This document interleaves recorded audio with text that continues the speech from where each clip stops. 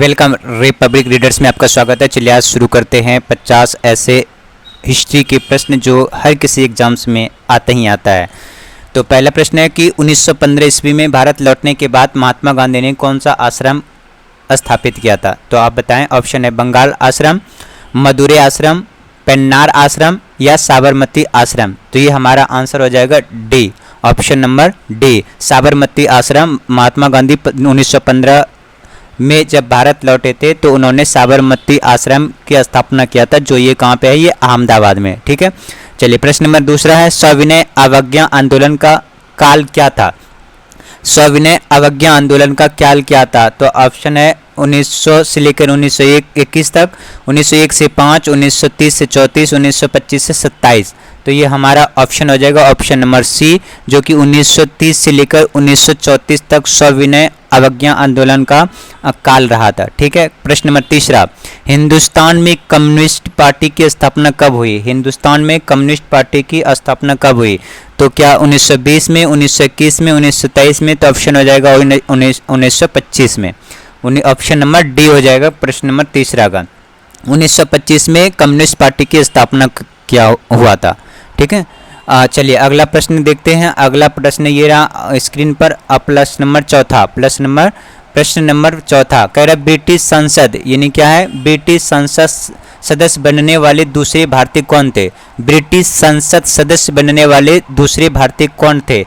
Answer है हमारा दादा भाई नौरोजी, एसपी सिन्हा, आरसी दास, तिलक। तो ऑप्शन नंबर हमारा कौन सा हो जाएगा? ऑप्शन नंबर हो जाएगा हमारा बी, एसपी सिन्हा जो थे ये ब्रिटिश संसद दूसरे सांसद थे, ब्रिटिश सदस्य बनने वाले ये दूसरे भारतीय थे, जो एसपी सिन्हा उनका नाम है।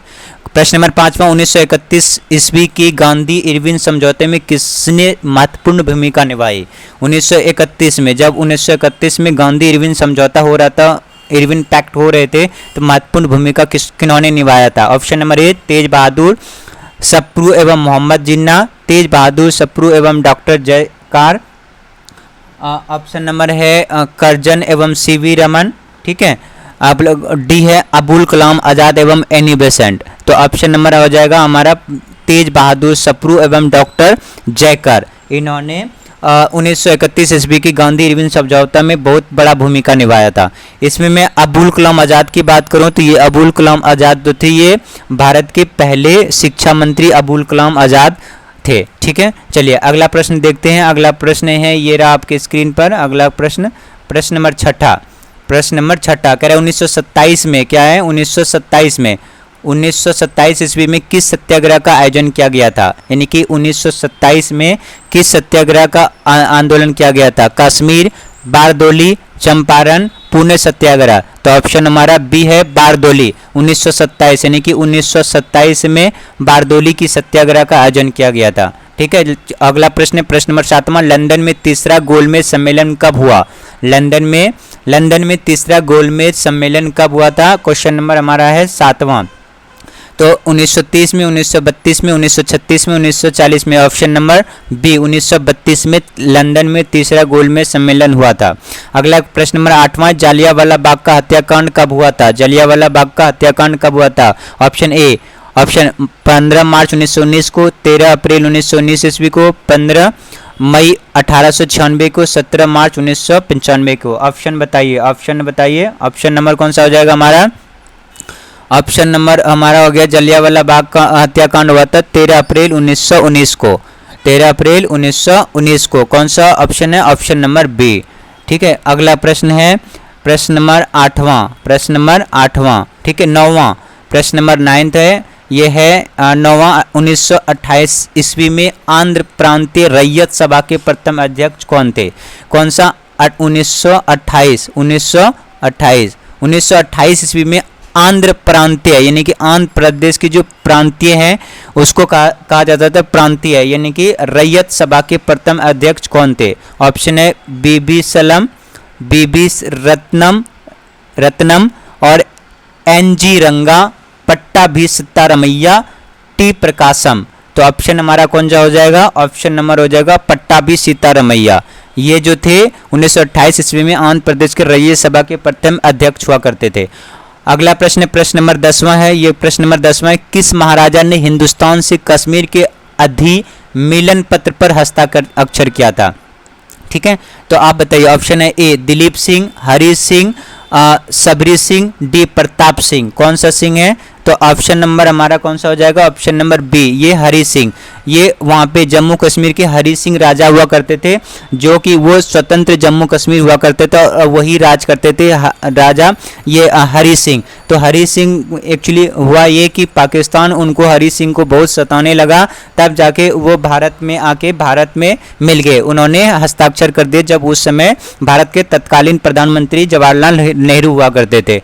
तो बेचारे हरी सिंह राजा आए, हमारे प्रधानमंत्री जो प्रथम प्रधानमंत्री जो तत्कालीन प्रधानमंत्री थे जवाहरलाल नेहरू, उन्होंने कहा कि देखो भैया ऐसा है कि हमारा तो हम सारे लूट के ले जाएंगे, पाकिस्तान वाले तुम अपने पास रख लो और अपने में मिला लो। तब वही उन्होंने अधिमिलन पत्र जारी किया था और उन पे हस्ताक्षर किया था कि आज से हम आपके साथ रहेंगे। ठीक है, तो वो है राजा हरी सिंह।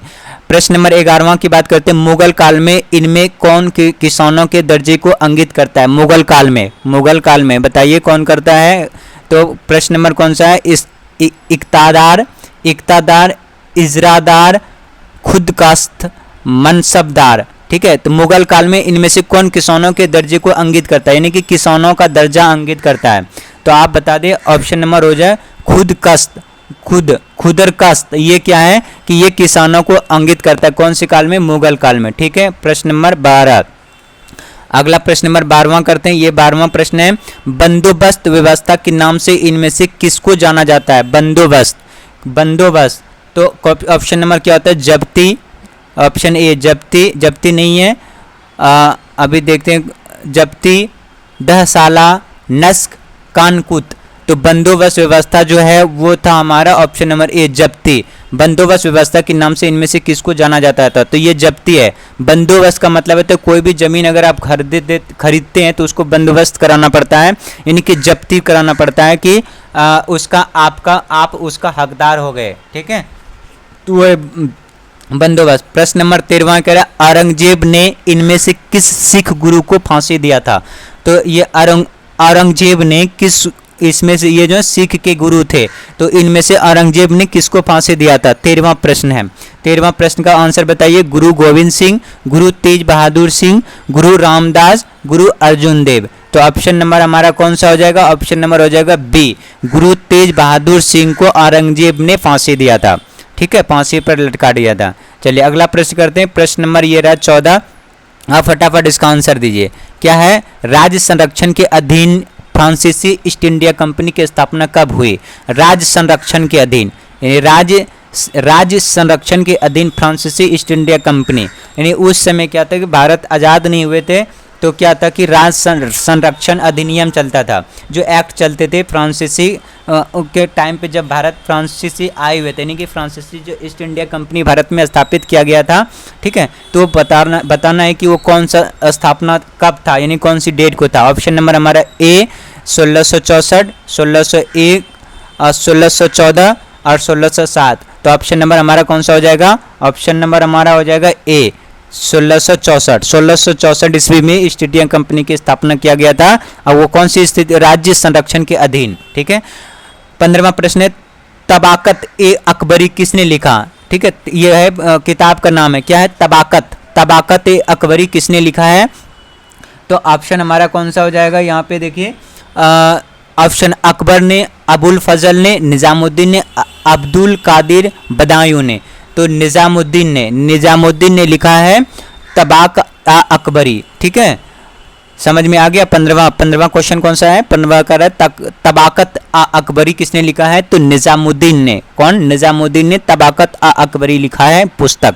ठीक है, प्रश्न नंबर आ जाएगा हमारा 16वां। इनमें कौन सा एक किला था जिसने शिवाजी में इनमें से कौन सा एक किला था जिसने शिवाजी में 1645 से 67 ईस्वी के बीच नहीं जीता था? ठीक है, 1645, यानी कि 1645 से लेकर 47 तक में वो नहीं जीता था। वो कौन सा किला था? ठीक है, आप आंसर बताइए।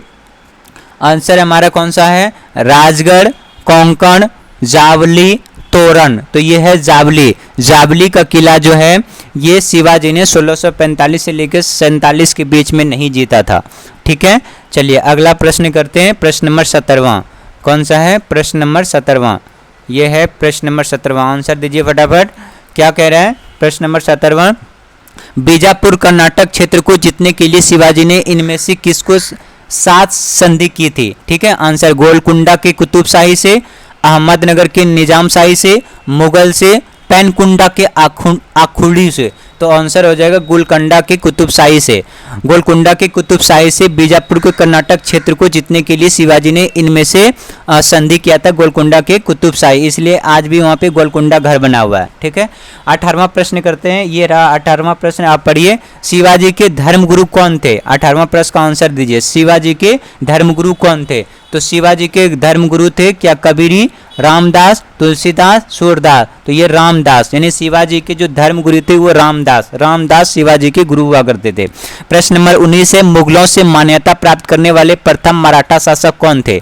मुगलों से मान्यता प्राप्त करने वाला प्रथम मराठा शासक, यानी कि मराठा शासक हुआ करता था जो कि मुगलों से मान्यता प्राप्त लिया था। उन्होंने मुगलों से, जैसे इस अभी है ना सरकार से मान्यता प्राप्त लेते हैं, उस समय मराठा बनने के लिए मुगलों से मान्यता प्राप्त लिया था। तो आंसर बताओ। साहू, शिवाजी, राजाराम, संभाजी। 19 का आंसर हमारा हो जाएगा हमारा ए, साहू। साहू थे जिन्होंने मुगलों से शासक बनने के लिए मान्यता प्राप्त हासिल किया था। ठीक है, प्रश्न नंबर है 20वां, आंसर दीजिए। क्या है? अंग्रेजी ने हुगली पर अधिकार करने के लिए मुगलों से युद्ध कब किया? अंग्रेजों ने हुगली पर, हुगली कहाँ है? ये है कलकत्ता में, पश्चिम बंगाल के कलकत्ता में है हुगली, जो अभी भी आप जानते होंगे हुगली नदी का नाम। तो कोई कह रहा है अधिकार करने के लिए मुगलों से युद्ध कब किया गया? कौन? अंग्रेजी ने हुगली पर अधिकार करने के लिए मुगलों से, यानी मुगल का शासक हुआ था, तो इन्होंने किया था कि युद्ध किया था। तो कौन सा ईस्वी था बताइए आंसर। 1658, 1656, 1666, 1686। हमारा ऑप्शन नंबर कौन सा हो जाएगा? ऑप्शन नंबर डी, 1686 ईस्वी ने अंग्रेजी ने हुगली पर अधिकार करने के लिए मुगलों से युद्ध किया था। कब? 1686 ईस्वी में। अगला प्रश्न है, प्रश्न नंबर 21वां है, आंसर दीजिए फटाफट। कह रहे हिंदुस्तानी सरकार के किस कानून के तहत भारत में ब्रिटिश सरकार का अंत हुआ एवं ब्रिटिश ताज शुरू किया? हिंदुस्तानी सरकार के किस कानून के तहत भारत में ब्रिटिश सरकार का अंत हुआ एवं ब्रिटिश ताज, जो ताज है वो शुरू हुआ? तो ऑप्शन हमारा क्या? 1858 का एक्ट, 1813 का एक्ट, 1861 का एक्ट, 1892 का एक्ट। तो अब हमारा जो आंसर होगा वो हो जाएगा 1858 का एक्ट। 1858 का एक्ट कहता है कि हिंदुस्तान सरकार के किस कानून के तहत भारत के ब्रिटिश सरकार का अंत हुआ, यानी कि 1858 के एक्ट के तहत ही जो अंग्रेजों के कानून थे उसके रद्द किया गया। अगला प्रश्न है, तीसरी बौद्ध संगीत कब तीसरी बौद्ध संगीत के अध्यक्ष कौन थे?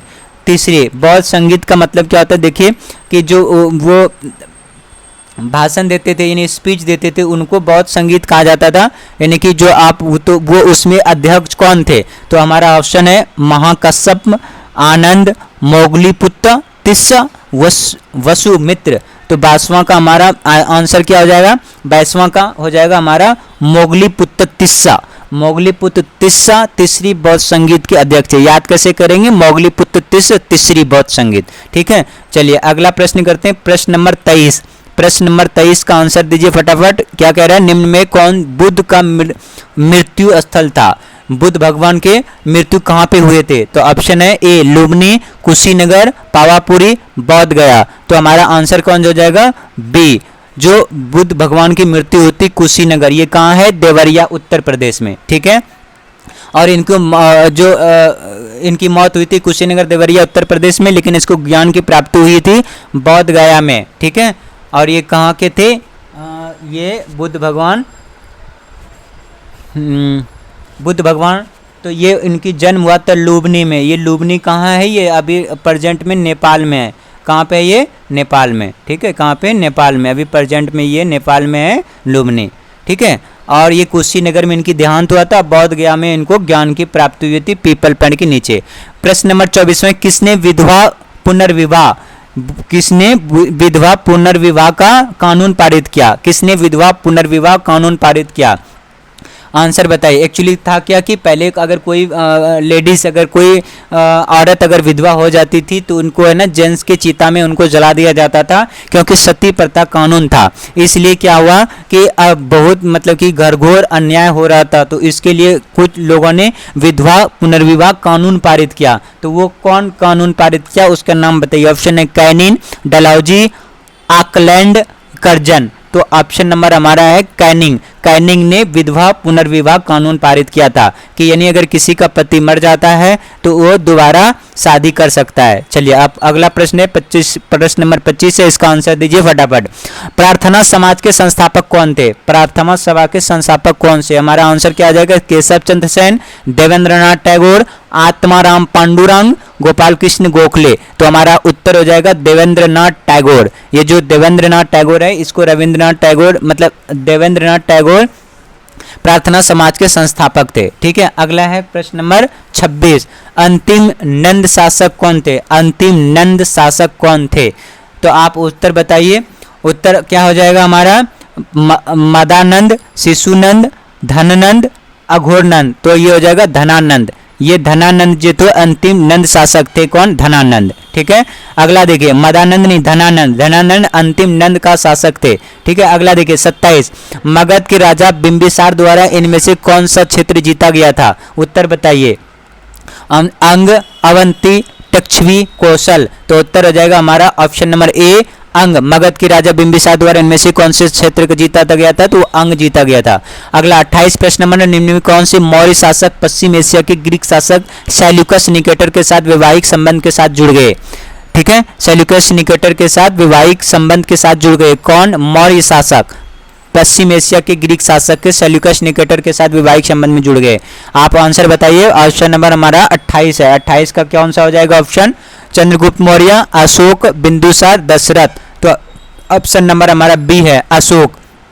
ठीक है, ये वैवाहिक संबंध में जुड़ गए किसके? शासक जो थे कहाँ के? पश्चिम एशिया के सेल्यूकस निकेटर के साथ। ठीक है, कौन? ऑप्शन नंबर हो जाएगा अशोक। ठीक है,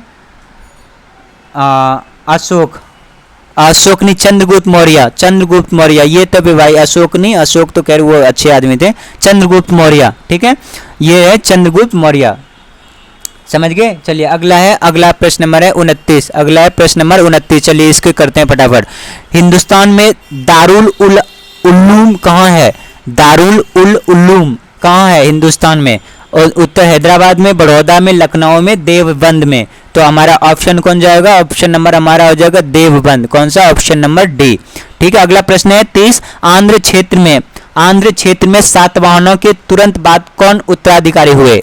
आंध्र क्षेत्र में सातवाहनों के तुरंत बाद कौन उत्तराधिकारी हुए? तो ऑप्शन नंबर फटाफट बताइए 30वां का। ठीक है, तो अमीर, कंदम, इक्ष्वाकुकी, वाकाटक। आंसर हो जाएगा हमारा 6, इक्ष्वाकुकी। 31 प्रश्न में इनमें से प्रमुख सातवाहन कौन थे? सातवाहन कौन थे? आप ऑप्शन बताइए फटाफट। गौतमीपुत्र सतकर्णी, हाल, सिम्बुक, गौतमीपुत्र, यज्ञश्री। तो ऑप्शन हमारा ए, गौतमीपुत्र सतकर्णी जो थे ये सातवाहन थे। ठीक है, चलिए अगला प्रश्न करते हैं। कपड़ा उद्योग कह रहे उत्तर मौर्य युग में प्रमुख उद्योग कौन थे? यानी उत्तर मौर्य युग में उत्तर में प्रमुख उद्योग कौन से थे? तो हमारा कौन सा हो जाएगा? कपड़ा उद्योग, चमड़े का सामान, लोह कार्य और कुम्हारी। तो ऑप्शन नंबर हो जाएगा हमारा चमड़े के सामान। ये मौर्य युग में उत्तर मौर्य युग में ये चमड़े का सामान ज़्यादा विख्यात है और चमड़े के सामान ही ज़्यादा बनते थे। चलिए अगला है 33वां प्रश्न नंबर 33 है। आप आंसर बताइए। लो स्तंभ पर पाया जाने वाला अभिलेख कौन सा है? लो स्तंभ पर। ठीक है, लो स्तंभ पर पाए जाने वाला अभिलेख कौन सा है? तो हमारा आंसर हो जाएगा कौन सा? इलाहाबाद प्रशासित मेहरौली स्तंभ लेख, अर्नब अभिलेख, जूनागढ़। ऑप्शन नंबर हो जाएगा हमारा option number B. Option number B, Mehrauli स्तंभ। आज भी ये मेहरौली कहाँ पे है? दिल्ली में है। यहाँ पे लो स्तंभ अभी भी यहाँ पे है। ठीक है, प्रश्न नंबर 34 करते हैं। कह रहे पूर्ण गुप्त काल में कर्ज पर सामान्यतः सूद की दर क्या थी? कर्ज, कर्ज को कहा जाता है सूद, सूद यानी कि ब्याज। तो वही कह रहा है कि पूर्व गुप्त काल में यानी गुप्त काल से पहले जो ब्याज की दर थी वो कितना था? आंसर आप बताइए। 15%, 25%, 10% या फिर 5%। तो हमारा ऑप्शन था 15%, यानी कि 15% था जो गुप्त काल में कर्ज का सामान्यतः दर था। अगला प्रश्न है, प्रश्न नंबर 35 है, साम्राज्यिक गुप्तों के अंतिम शासक कौन थे? साम्राज्यिक गुप्तों यानी गुप्तों के जो अंतिम शासक थे वो कौन थे? 35वां का आंसर दीजिए फटाफट आप। वैन्यगुप्त, विष्णुगुप्त, बुधकंद, स्कंदगुप्त। तो ये है स्कंदगुप्त जो थे, ये साम्राज्यिक गुप्तों के अंतिम शासक स्कंदकंद हुआ करते थे, बाकी सब मर गए और उसके बाद एक स्कंद का भी लास्ट में मरा था। प्रश्न नंबर 36 है, गुप्त काल की पुस्तक नवीनतम कम किसके बारे में थी? यानी कि जो गुप्त काल में एक पुस्तक हुआ करते थे उसका नाम था नवीनतम कम। तो आप बताइए कि ये किसके बारे में ये नवीनतम कम था? खगोल शास्त्र, गणित, आयुर्विज्ञान, धातु विज्ञान। तो हमारा कौन सा ऑप्शन हो जाएगा? ऑप्शन नंबर सी, आयुर्विज्ञान। नवीनतम कम जो थे ये आयुर्विज्ञान से रिलेटेड पुस्तक था। ठीक है, चलिए अगला प्रश्न है, प्रश्न नंबर है 38, प्रश्न नंबर है 37। पहले हम 37 करेंगे उसके बाद 38। आगरा शहर का संस्थापक कौन था? आगरा शहर जो है वो कौन बसाया था? आप आंसर बताइए फटाफट। तो हमारा कौन सा हो जाएगा? अलाउद्दीन खिलजी, मोहम्मद बिन तुगलक, बलबन, सिकंदर लोदी। तो सिकंदर लोदी ने आगरा शहर को बसाया था। ठीक है, आगरा शहर को किसने बसाया? सिकंदर लोदी ने। 38वां प्रश्न देखिए, निहाज उस सिराज ने किस फारसी ग्रंथ की रचना की? निहाज उस सिराज ने किस फारसी ग्रंथ की स्थापना यानी रचना किया? तो आंसर बताइए। मिफ्ता उल फतू, तबाकत ए अकबरी, तबाकत ए निसारी, ताज उल मासिर। ऑप्शन नंबर हमारा हो जाएगा सी, तबाकत निसारी। तबाकत ए निसारी जो निहाज उस सिराज ने किस फ्रांसी ग्रंथ की रचना किया? तो तबाकत ए निसारी ने फ्रांसी ग्रंथ की रचना किया था। दिल्ली सल्तनत का संस्थापक कौन था? तो दिल्ली सल्तनत का संस्थापक कौन था? कुतुबुद्दीन ऐबक, कुतुबुद्दीन निसार, कुली कुतुब शाह, बाबर। तो हमारा कौन सा आंसर हो जाएगा? Option number A option number हमारा हो जाएगा, जो कि ये कुतुबुद्दीन ऐबक दिल्ली सल्तनत का संस्थापक थे। दिल्ली सल्तनत का संस्थापक कौन थे? कुतुबुद्दीन ऐबक। चलिए अगला प्रश्न करते हैं, ये रहा स्क्रीन पर अगला प्रश्न, प्रश्न नंबर 40 है, फटाफट आप आंसर दीजिए। चलिए ये है, मदुरा विजयम के रचयिता कौन थे? मदुरा विजयम, ये मदुरा विजयम के विजेता कौन थे? मरप्पा, हनम्मा, गंगाधर, गंगा देवी। तो यहाँ पे आंसर हो जाएगा गंगा देवी। गंगा देवी मदुरप्पा विजय के रचयिता थे। ठीक है, उड़ीसा में गजपति वंश के संस्थापक कौन थे? उड़ीसा में गजपति वंश के संस्थापक कौन? गजपति वंश के संस्थापक। तो आप बताइए फटाफट आंसर। ठीक है, आप बताइए फटाफट आंसर, कौन हो जाएगा हमारा आंसर? ठीक है, ये हो जाएगा उड़ीसा में पुरुषोत्तम, कपिलेंद्र, प्रताप रुद्र, विद्यासागर, कपिलेंद्र। ये कपिलेंद्र उड़ीसा के गजपति वंश के संस्थापक थे। ठीक है, समझ में आ गया आपको कौन थे? आंसर कपिलेंद्र। अगला है, चित्तौड़ में प्रसिद्ध कीर्तिस्तंभ का निर्माण किसने कराया? कहाँ पे? चित्तौड़ में प्रसिद्ध कीर्तन स्तंभ का स्थापना किसने कराया? राणा संग्राम सिंह, राणा प्रताप, राणा कुंभा, राणा हमीर। तो आंसर हमारा कौन सा हो जाएगा? आंसर नंबर हमारा हो जाएगा सी, राणा कुंभा।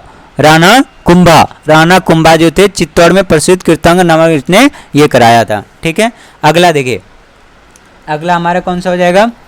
अगला हो जाएगा हमारा 43, प्रश्न नंबर 43 है, इसका फटाफट आंसर दीजिए। क्या कह रहे हैं? बहमिनियों से गोवा बंदरगाह छीनने वाला प्रथम विजयनगर का कौन शासक था? बहमिनियों से। ठीक है, तो आंसर हमारा हो जाएगा कौन सा? आंसर हरिहर 1, हरिहर 2, बुक्का 1, देवराय। तो आंसर हमारा हो जाएगा हरिहर दूसरा। प्रश्न नंबर 44 है, गुरु नानक का जन्म कहाँ हुआ था? यह गुरु नानक का जन्म स्थान कहाँ था? आंसर बताइए। लाहौर, अंबाला, अमृतसर, तलवंडी। अभी आपको पता होगा कि अमृतसर पंजाब में है और वहीं पे कौन से स्वर्ण मंदिर है। ठीक है, तो गुरु नानक का जो जन्म स्थान है कहाँ पे? वहीं पे अमृत में। तो ऑप्शन नंबर हमारा कौन सा हो जाएगा? ऑप्शन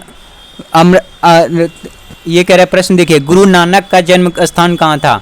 तो गुरु नानक जी का जन्म स्थान लाहौर, अंबाला, अमृतसर या तलवंडी। ठीक है, तो ये तलवंडी में थे, तलवंडी में वहीं थे, लेकिन ये तलवंडी नामक ग्राम में गुरु नानक जी का जन्म हुआ था। ठीक है, समझ में आ गया या नहीं आ गया होगा। चलिए आगे प्रश्न करते हैं, प्रश्न नंबर 45। ठीक है, ये रहा 45। तंबाकू का प्रवेश किस मुगल बादशाह के समय हुआ था? यानी कि भारत में तंबाकू की खेती नहीं हुआ था, तो बताइए कि तंबाकू का प्रवेश किस मुगल बादशाह के समय हुआ था? तंबाकू मुगल बादशाह की कौन से मुगल बादशाह के समय भारत में तंबाकू आया था? ऑप्शन नंबर हमारा हो जाएगा कौन सा? जहांगीर, बाबर, शाहजहां, औरंगजेब। तो ऑप्शन नंबर ए जहांगीर, ये जहांगीर ने ही भारत में तंबाकू लाया था। ठीक है, चलिए प्रश्न नंबर अगला करते हैं, प्रश्न नंबर 46। क्या कह रहे हैं? 46 फटाफट करते हैं। कह रहे अकबर एवं औरंगजेब के अधीन क्रमशः कितने प्रांत थे? Option A 22, 27, 15, 21, 23, 25, 19, 14। तो हमारा ऑप्शन को हो जाएगा ऑप्शन नंबर बी 15 और 21 प्रांत थे। कब? औरंगजेब, अकबर और औरंगजेब के अधीन, यानी अकबर के अधीन थे 15 और औरंगजेब के अधीन थे 21। अगला देखिए 47, प्रश्न नंबर 47वां। बाबर की तुजुके बाबरी किस भाषा में है? बाबर की जो लिखा था तुजुके बाबरी, वो किस भाषा में लिखा गया है? ठीक है, तो फारसी, अरबी, मंगोल, टर्की, यानी टर्की भाषा में, टर्की में तुजुके बाबरी लिखा गया है। 48वां प्रश्न, कौन जोड़ा सुमिलित है? बाबर, अबुल फजल, यानी बाबर ने अबुल फजल की रचना किया है। ठीक है, हुमायूं ने नूरजहां, अकबर गुलबदन बेगम और शाहजहां अबुल हमीद ला। तो हमारा ऑप्शन हो जाएगा शाहजहां अबुल हमीद ला। अगला प्रश्न है, प्रश्न नंबर है 49। क्या है 49? देखिए, कह रहे हैं औरंगजेब के खिलाफ किस जाट नेता ने विद्रोह किया था? 49, औरंगजेब के खिलाफ किस नेता ने विरोध किया था? ठीक है, ऑप्शन नंबर हो गया गोलकुला, राजाराम, चूड़ामन, छात्रसाल। तो हमारा है गोलकुला। गोलकुला ने क्या किया था? गोलकुला औरंगजेब के खिलाफ किस जाट ने विद्रोह किया था? तो औरंगजेब के खिलाफ ने गोलकुला जाट नामक व्यक्ति ने औरंगजेब के खिलाफ जाट नेता ने विद्रोह किया था। प्रश्न नंबर 50। बंगाल में किसके शासनकाल में स्थायी बंदोबस्त लागू हुआ? बंगाल में किसके शासनकाल में स्थायी बंदोबस्त लागू हुआ? आंसर है वारेन हेस्टिंग, कार्निंगवालिस, क्लाइव, मुर्शिद अली खान। तो ऑप्शन नंबर हमारा हो जाएगा बी कार्नवालिस। कार्नवालिस के शासनकाल में अस्थायी बंदोबस्त लागू हुआ था। ठीक है, तो ये रहा आपके 50 के 50 प्रश्न। मैं आशा करता हूँ कि आपको सारे प्रश्न आपको याद हो गया होगा। ठीक है, थैंक यू फॉर वॉचिंग।